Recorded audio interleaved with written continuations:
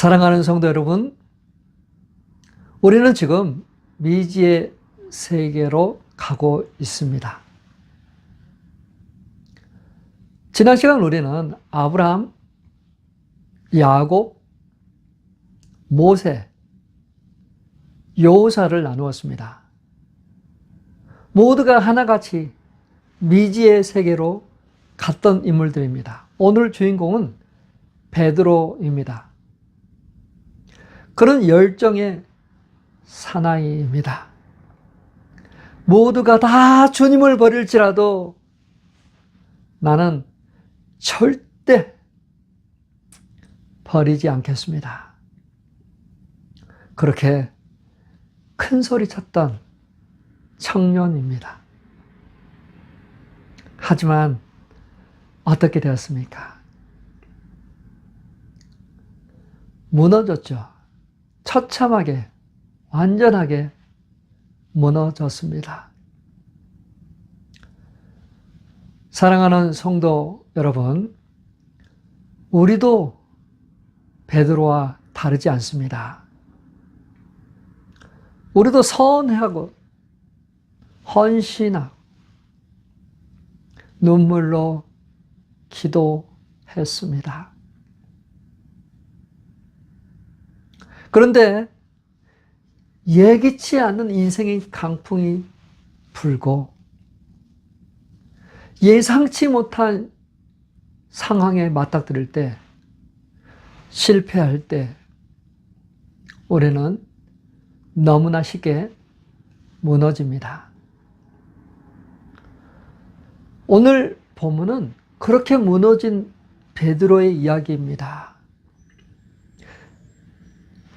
근데 그 무너진 베드로에게 찾아오신 주님, 그렇게 무너진 우리에게 찾아오시는 예수님의 이야기입니다. 열정은 산산조각 날 수 있습니다. 베드로는 뜨거운 사람, 열정적인 사람이었어요. 갈릴리 호수에서 고기를 잡던 그 평범한 그에게 주님은 찾아오셨습니다. 나를 따르라. 그 말 한마디에 모든 것을 버려두고 주님을 따랐습니다. 풍랑이 이는 그 바다 위에 주님께서 걸어오시는 것을 보고 그는 즉시 외쳤습니다. 주님이시라면 나를 바다 위로 걸어가게 하소서. 변화산에서도 그랬습니다. 주님의 영광이 그 온 땅을 덮을 때 그 영광을 본 그 순간에 그는 말합니다. 주님, 여기에 우리가 초막셋을 지켰습니다.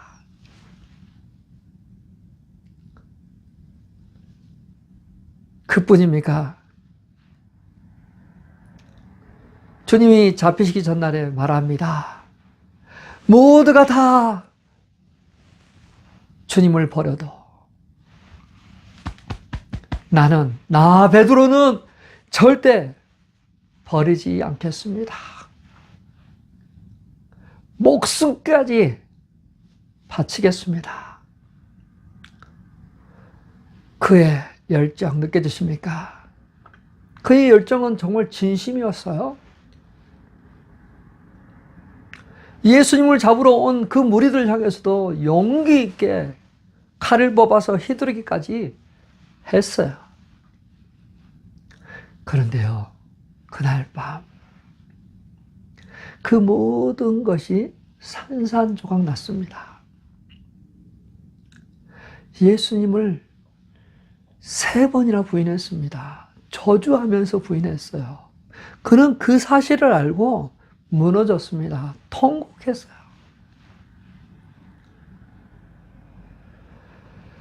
그 후에 그는 갈릴리로 돌아갔어요. 밤새 그물을 바다 위에 던졌습니다. 그런데 한 마리도 잡지 못했어요. 빈 그물입니다. 그 빈 그물, 고기잡이가 실패했다라는 그러한 것으로 끝나지 않아요. 무엇일까요? 그거는 다른 것들을 상징하는 의미예요. 그의 자아는 부서졌습니다. 그의 다짐은 허물어졌습니다. 그의 열정, 그의 열정으로는 아무것도 할 수 없다는 그러한 깨어진 마음이 그곳에 있어요. 사랑하는 성도 여러분, 우리도 그러지 않습니까? 서운하고 헌신하고 두껍게 기도했지만 인생의 강풍이 불고 예상치 못한 실패 찾아오면 우리 역시 빈 그물을 끌어안고 서 있는 그러한 적이 한두 번이 아니었을까요? 열심히 했는데, 기도했는데, 헌신했는데, 남은 것은 빈 그물일 때가 많았습니다. 바로 그 자리가 오늘 베드로의 자리입니다. 우리의 자리이기도 해요.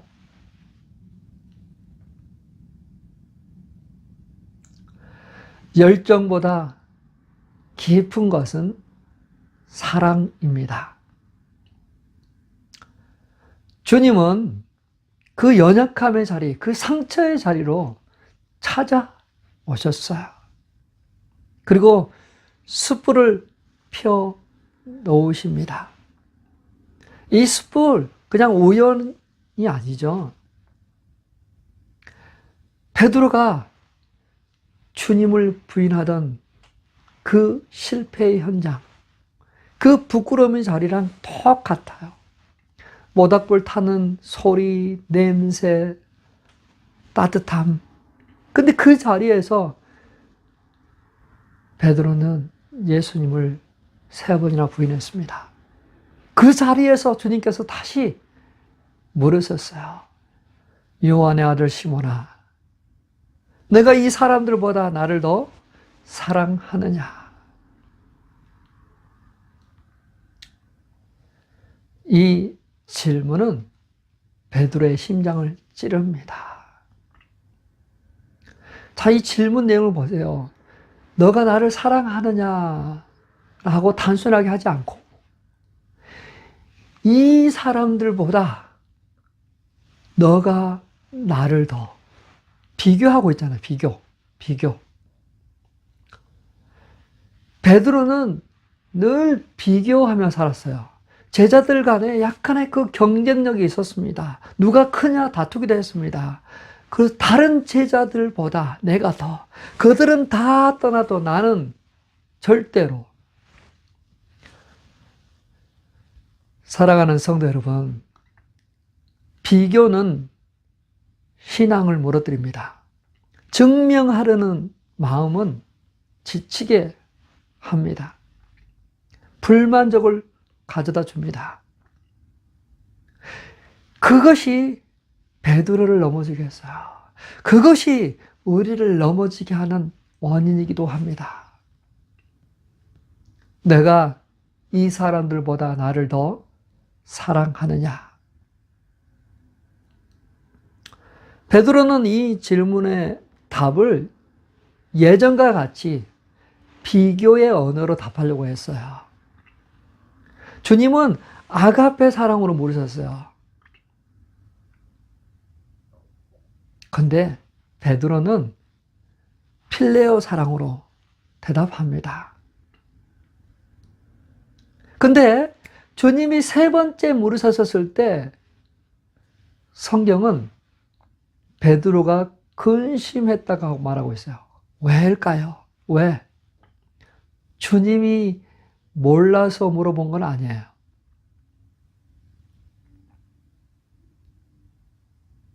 이제 베드로는 자기 자신을 더 이상 믿을 수 없다는 것을 알고 있습니다.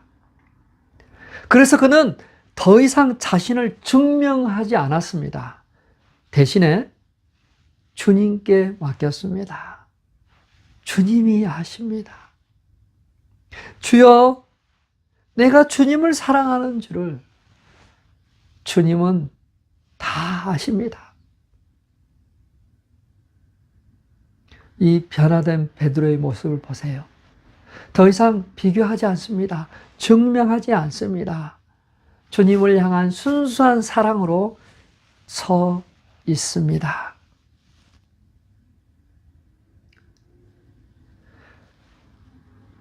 그런데 이 사랑은 베드로가 만들어낸 것이 아니라는 사실도 기억해야 됩니다. 베드로가 만들어낸 사랑이 아니라 주님이 만들어낸 사랑입니다. 베드로가 다시 사랑할 수 있는 사람으로 만드신 것은 주님께서 하신 것입니다. 주님이 먼저 사랑하셨고 주님이 끝까지 그를 사랑하셨기에 베드로는 주님을 사랑할 수 있었습니다. 우리도 마찬가지 아닙니까? 주님이 먼저 나를 사랑하셨고 끝까지 나를 사랑하고 계시기에 나는 다시 주님의 사랑 앞에 나아갈 수 있음을 고백합니다. 사랑은 사명으로 이어집니다. 주님은 사랑을 하긴 하시고 곧바로 말씀하셨어요. 어떤 자격을 갖추고 어떤 시간이 지난 게 아니라 그 사랑한다라는 것을 알고 나서 바로 말씀하셨습니다. 내 양을 먹이라.